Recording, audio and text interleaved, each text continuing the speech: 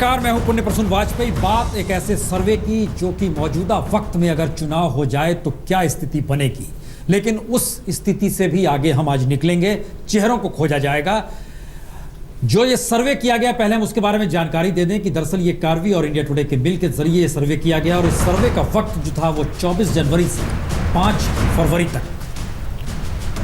इसमें sample size 13,576, संसदीय क्षेत्र 97, विधानसभा क्षेत्र 194 और राज्य 19 राज्य में चारों दिशाओं के राज्य पकड़े गए, चाहे वो उत्तर भारत हो, दक्षिण भारत हो, पूर्वी भारत हो या पश्चिमी भारत हो। 19 राज्यों को पकड़ा गया। उस सिलसिलेवार तरीके से उसमें बताएंगे, लेकिन सबसे पहले हम ये बतला देते हैं, चूंकि आज उसका दूसरा हिस्सा दिखला रहे हैं।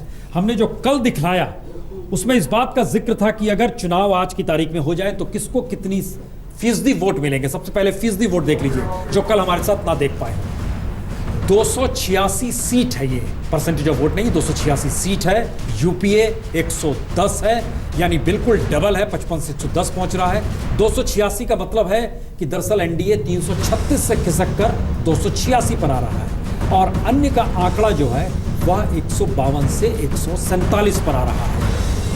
यूपीए यानी कांग्रेस की अगुवाई में यूपीए की सबसे बड़ी छलांग कह सकते हैं इस दौर में। और अगर इसको परसेंटेज ऑफ वोट में आप कन्वर्ट करेंगे तो आप देख सकते हैं 37% वोट एनडीए के पक्ष में, यूपीए के पक्ष में 27% वोट और अन्य 36।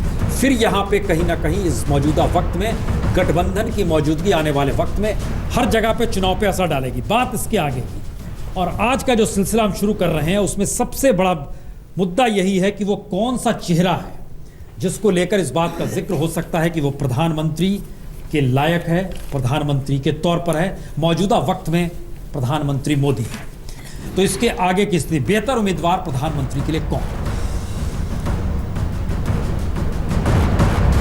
40% लोगों की राय है नरेंद्र मोदी। राहुल गांधी 22%, बहुत तेजी से इजाफा हुआ है राहुल। सोनिया गांधी 11%। अरविंद केजरीवाल जो एक वक्त बहुत तेजी से आगे बढ़ रहे थे, अब 4% हो गए, कम हो गए हैं। प्रियंका गांधी 3%, नीतीश कुमार भी 3%, और इस कड़ी में तमाम क्षेत्रीय नायक जो हैं, मायावती 2%, नवीन पटनायक 1%, मुलायम सिंह यादव 1%, और भी हैं, ममता बनर्जी हैं, जयललिता है, शरद पवार हैं, सभी 1-1%। लेकिन नरेंद्र मोदी कम हुए हैं और पीएम के लिए उम्मीदवार के तौर पर जो परसेंटेज था उससे पहले शुरुआत में अगर याद कीजिए तो साल भर पहले चले जाएंगे तो नरेंद्र मोदी 57% हुआ करते थे। ये एक स्थिति है कि किस रूप में स्थिति कम हुई है। देखिए 57 अगस्त 2014 से मौजूदा वक्त में 17% की कमी। राहुल गांधी में 6% से 22% तक पहुंचा। सोनिया गांधी 5% से 11%, केजरीवाल 3 से 4% कम हुए।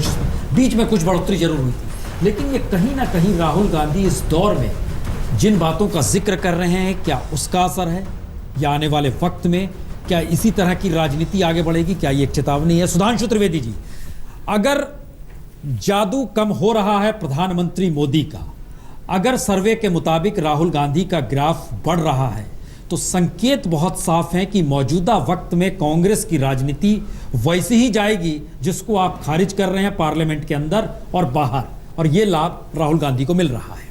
सुधांशु जी,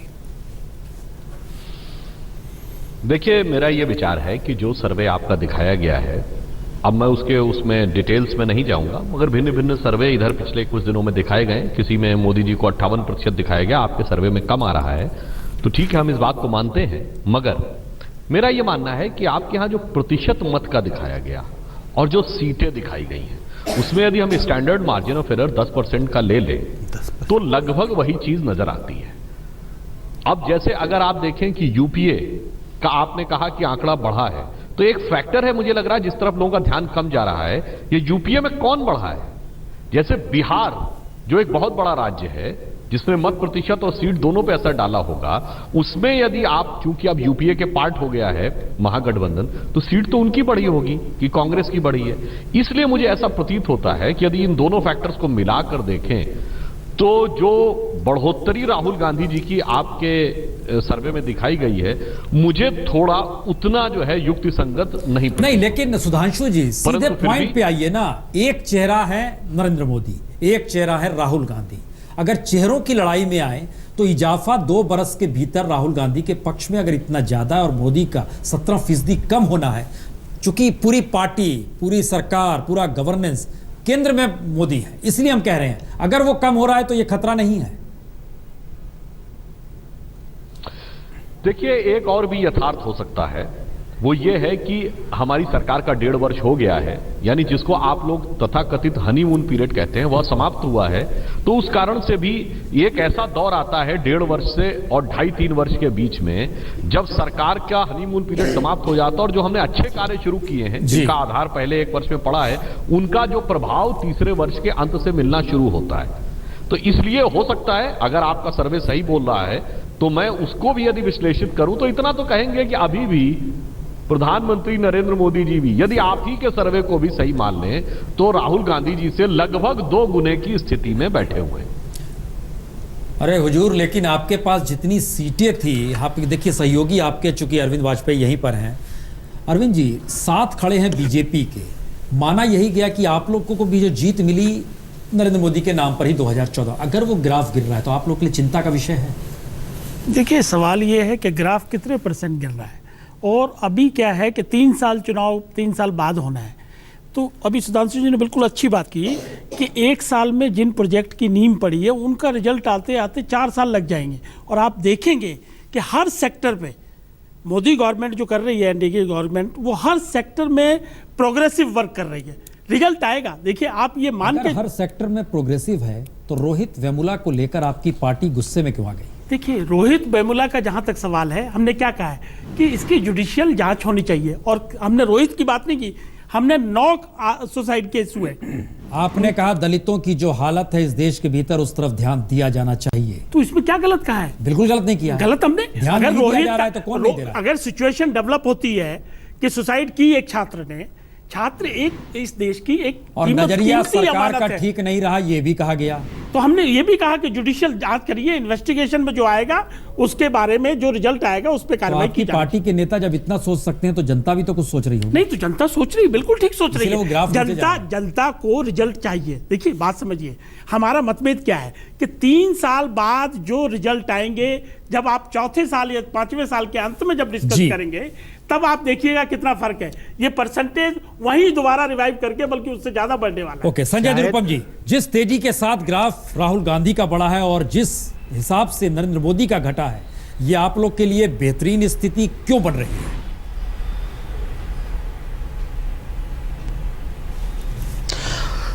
इसके लिए सिर्फ और सिर्फ नरेंद्र मोदी और भारतीय जनता पार्टी जवाबदार है, क्योंकि नरेंद्र मोदी जी और भारतीय जनता पार्टी भारी उम्मीदों के साथ सरकार में आए थे।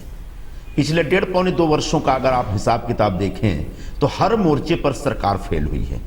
अर्थव्यवस्था बहुत खराब हो गई है, रुपए का अवमूल्यन हो या एक्सपोर्ट हो या भी महंगाई हो, इस पूरे मोर्चे पे फेल। काला धन एक बहुत बड़ा मुद्दा था और 9 दिन चले 2.5 कोस जैसी स्थिति हो गई है, काला धन पे कुछ रिजल्ट ही नहीं आया है। सामाजिक ताना बाना जो देश का है वो बहुत ही खराब हुआ है। आप चाहे हमको जितना दोष देना चाहें दे लें, लेकिन जवाबदार उसी को माना जाएगा जिसकी सरकार है। नहीं, संजय जी एक चीज बताइए, क्योंकि जो राजनीति सिरे से नकार दिया संजय जी एक चीज, जो राजनीति राहुल गांधी ने सूट बूट की सरकार के साथ शुरू की, भूमि अधिग्रहण बिल अटक गया, जीएसटी नहीं हुआ, एनडीए या खुद प्रधानमंत्री मोदी कह रहे हैं, खुले तौर पे कह रहे हैं कि आप रुकावट डाल रहे हैं, लेकिन अगर सर्वे में ग्राफ बढ़ रहा है तो इसका मतलब यही है कि टकराव की राजनीति और आगे बढ़ेगी और इस बार संसद का बजट सत्र भी स्वाहा। मैसेज ये भी है।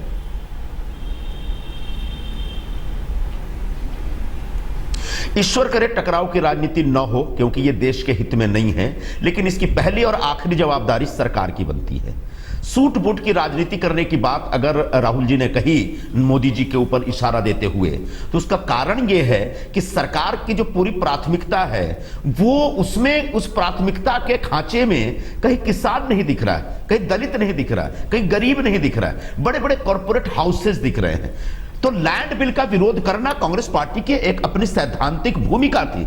हम जो लैंड बिल लेके आए थे, जो कानून हमने बनाया था, उसमें सभी पार्टियों ने साथ दिया था। मोदी जी आते ही बगैर उस कानून को लागू किए उसको जिस तरह से खारिज कर रहे थे, हम उसके खिलाफ थे। उसके बाद राहुल जी अलग अलग मुद्दों पे छात्रों के बीच जा रहे हैं, दलित समाज के बीच जा रहे हैं, गरीबों के बीच जा रहे हैं, गांव में जा रहे हैं। ये सब जो कांग्रेस पार्टी की अपनी एक सैद्धांतिक प्रतिबद्धता रही है, उन प्रतिबद्धताओं की वजह से राहुल जी की लोकप्रियता बढ़ रही है, अभी बहुत बढ़ेगी। और जैसे जैसे राहुल जी की लोकप्रियता बढ़ेगी वैसे वैसे नेचुरली मोदी जी की लोकप्रियता घटेगी, जिसका सबूत आप स्वयं दिखा रहे हैं। तो आज जो नरेंद्र मोदी जी के हम आ रहे हैं इसके हिस्से पर भी आ रहे हैं, बाकी हिस्से जो आप कहना चाह रहे हैं वो भी सर्वे का हिस्सा है, चूंकि हम उस पे आ रहे हैं। राजीव रंजन जी जनता दल यूनाइटेड के नेता भी चूंकि हमारे साथ हैं। छत्रपों की फेरिस्त में अरविंद केजरीवाल ऊपर हैं, उसके बाद नीतीश कुमार आते हैं, राजीव रंजन जी। लेकिन ओवरऑल अगर हम जो देख रहे थे उसमें परसेंटेज ऑफ वोट जो है वो एक लिहाज से चैलेंज करने वाला है अन्य का, और अन्य में बाकी सारी स्थितियां भी आती हैं, जो छत्रप भी सारे आते हैं। क्या आपको कहीं ये फीलिंग है कि अगर आज की तारीख में चुनाव हो जाए तो एक तीसरा मोर्चा, थर्ड फ्रंट या कोई छत्रप नेता के तौर पर इस देश में निकल सकता है? देखिए, अभी तो बिहार में महागठबंधन का जो प्रयोग हुआ उसको एक अभूतपूर्व जनादेश मिला है, और मुझे ऐसा लगता है कि जो आज आंकड़ों का जो फर्क दिख रहा है उसमें बिहार के जो चुनाव परिणाम है उन्होंने एक महत्वपूर्ण भूमिका अदा की है। देश की राजनीति में नीतीश कुमार जी की स्वीकार्यता बढ़ी है। शपथ ग्रहण में विभिन्न राज्यों के मुख्यमंत्री और अलग अलग विचारधाराओं के राजनेता पटना में एकत्रित हुए, और राष्ट्रीय राजनीति में एक क्षेत्रीय दल के नेता होने के बाद भी नीतीश कुमार जी की बेबाक राय कई विषयों पर है और उनको एक राष्ट्रीय समर्थन भी मिलता रहा है। लेकिन मेरा ये मानना है कि भारतीय जनता पार्टी की चुनौतियां केवल इस बात से नहीं है कि उनके प्रधानमंत्री जी की लोकप्रियता घट गई है और उनकी पार्टी का आधार सिमट रहा है। बड़ा खतरा यह है कि लोकप्रियता के पैमाने के तौर पर जिन 10 लोगों या 8 लोगों को अपने फेरिस्त में रखा है उसमें भारतीय जनता पार्टी के या एनडीए के नेता के तौर पर केवल नरेंद्र मोदी जी का नाम है। तो ये जो बाकी तमाम ये आप ठीक कह रहे हैं, हम इस पे भी आएंगे। हालांकि एक सवाल हमारा बीजेपी से जुड़ा हुआ भी था कि दूसरे नंबर पर कौन है, तीसरे नंबर पर कौन है। लेकिन संजय जी, ये एक हिस्सा आ रहा है, राहुल गांधी की राजनीति उनके तेवर के साथ उनकी छवि बेहतर बना रही है, या गवर्नेंस और सरकार के हिस्से में जो वादे किए गए वो नहीं हुए, इसलिए नरेंद्र मोदी का ग्राफ, वजह क्या लग रही है? नहीं, मुझे बहुत साफ साफ दिखाई पड़ता है। कोई ऐसे संकेत नहीं मिल रहे हैं 2 साल में जिससे ये लगे कि राहुल गांधी ने ऐसे कुछ काम किए, जिसका जिक्र संजय निरुपम जी कर रहे थे कि ऐसा कुछ काम किए जिससे उनकी पॉपुलैरिटी बढ़ रही है। मुझे ऐसा दिखाई नहीं पड़ता। ये जरूर है, जनता का, लोगों का जो विश्वास नरेंद्र मोदी पर था, जो उनसे उम्मीदें थी, वो ग्राफ बहुत तेजी से नीचे गिर रहा है। निश्चित रूप से अगर उनका ग्राफ नीचे गिरेगा, किसी न किसी लीडर का ग्राफ ऊपर जाएगा। कांग्रेस अभी भी देश की दूसरी बड़ी पार्टी है, इसी के लिए कांग्रेस के जो नेता राहुल गांधी है वो उसका फायदा उठा रहे हैं बाय डिफॉल्ट। इसके बाद एक सर्वे का हिस्सा है, चूंकि सबसे ऊपर प्रधानमंत्री मोदी मौजूदा वक्त में 40% के साथ है, लेकिन अब यहां पर है वो 40% में कौन है जो 40% समर्थन कर रहे हैं और पक्ष में है मोदी के। ये सवाल हमने पूछा, और उस सर्वे में जो निकल कर आया उसमें SC ST, अनुसूचित जाति जनजाति 33% लोग, ये देखिए आपकी स्क्रीन पर भी है। OBC सबसे ज्यादा 42%, उससे ज्यादा उच्च तबका, उच्च वर्ग का तबका वह 54% है, अन्य 35% है। अब इसके बाद एक दूसरा सवाल था इससे जुड़ा हुआ, क्योंकि धर्म के नाम पर राजनीति शुरू हो गई है, तो कौन किस धर्म के लोगों की पसंद है, यह भी एक था। नरेंद्र मोदी के पक्ष में हिंदू मानसिकता के लोग या हिंदू धर्म से जुड़े लोग 44% हैं, मुस्लिम 14%, राहुल गांधी 20% हिंदू हैं, 38% मुस्लिम हैं। ये देखिए, ये चीजें बैलेंस। इसके अगला सवाल एक और है कि 2019 में यानी अगले लोकसभा चुनाव में चुनौती कौन देगा। एक लंबी फहरिस्त है नेताओं की जिसका जिक्र है, लेकिन उसमें बड़ी बात यह है कि एक बड़े गैप के साथ राहुल गांधी निकल कर आ रहे हैं। 32% लोगों की राय है राहुल गांधी चुनौती देंगे, क्योंकि दूसरे नंबर पर सोनिया गांधी 15% है। इसका मतलब है आने वाले वक्त में राहुल गांधी के हाथ में कांग्रेस की कमान भी होगी। उसके बाद कोई नाम है तो वो 10% के साथ केजरीवाल का नाम है, 8% नीतीश कुमार है, प्रियंका गांधी फिर नीचे 5% चली जाती हैं, और उसके नीचे लंबी फहरिस्त में आएगा तो 3-2% के साथ तमाम नेताओं की एक लंबी कतार है जो आपको नजर आएगी। लेकिन राहुल गांधी का लगातार आगे बढ़ना, ये संकेत क्या जिस बात का जिक्र, जिस वैक्यूम का जिक्र सुधांशु जी लगातार हो रहा था कि नरेंद्र मोदी जितनी बड़े जनादेश के साथ सत्ता में आए, अपने बदौलत आए, अपने बदौलत पार्टी को लेकर आए और माना गया कि वो एक तरह के ऐसे हुनरमंद हैं कि जो साथ जुड़ा वो जीत गया। अगर चुनौती देने वाला वैक्यूम अगर खत्म हो रहा है और कोई नेता उभर रहा है, तो क्या मौजूदा राजनीति के तरीके अब प्रधानमंत्री मोदी को भी बदलने होंगे? सुधांशु जी। देखिए प्रसून जी, ये जो आपका सर्वे जिस कालखंड में हुआ है और अभी हमारे मित्रों ने जो बातें बोली, उन दोनों को मिला के देखिए तो पिक्चर थोड़ी आपको स्पष्ट दिखाई पड़ेगी। राजीव रंजन जी ने कहा कि इस बढ़त में बिहार का महत्वपूर्ण योगदान है। ये बात मैंने भी बात मानी, क्योंकि यह समय तब है जब बिहार की सरकार अभी अभी बनी है, तो उनका हनीमून पीरियड चरम पे है। चंद महीने नहीं, चंद हफ्ते में ही वो जहां गुजरा है। पूर्णता आश्वस्त रहिए कि जब 3.5 साल के बाद चुनाव में पहुंचेगा तो बिहार में जो हालत होंगे वो इसके ठीक विपरीत नजर आएंगे। गठबंधन होगा नहीं रहेगा, वो उस पर हम टिप्पणी नहीं करते, वो उनका विशेषाधिकार है, पर जिस प्रकार की प्रवृत्ति की तरफ बढ़ रहे हैं वो। दूसरी बात, अभी संजय जी ने छात्रों के बीच में राहुल जी जा रहे हैं और बहुत बढ़िया वो कर रहे हैं, ये बात आपका 24 जनवरी से 5 फरवरी के बीच का है सर्वे। मेरा पूर्ण विश्वास है कि ये जेएनयू की घटना के बाद जिस प्रकार से राहुल गांधी जी ने जाकर वहां पे समर्थन किया है, 10 फरवरी के बाद का कालखंड होगा तो ये बहुत कुछ उल्टा हुआ नजर आएगा। प्रधानमंत्री मोदी का कामकाज कैसा है ये देखिए। गरीबों के हितैषी हैं 21% लोग कह रहे हैं, सबसे ज्यादा, लेकिन 20% लोग कहते हैं केवल बात करते हैं, काम नहीं करते हैं। 14% सबका साथ सबका विकास, ठीक है। अमीरों के हितैषी 12%, अल्पसंख्यक विरोधी 12%, भारत को नया नेतृत्व सिर्फ 5%, आरएसएस का काम में दखल है 2%। हमने 10 इश्यूज रखे थे सामने, उसमें अलग अलग तरीके से ये। खबर अब लखनऊ से है, जहां पर राहुल गांधी को काले झंडे दिखाए गए। काले झंडे दिखाने पर भिड़ी बीजेपी और कांग्रेस कार्यकर्ताओं की भीड़ पर पुलिस को लाठीचार्ज करना पड़ा। राहुल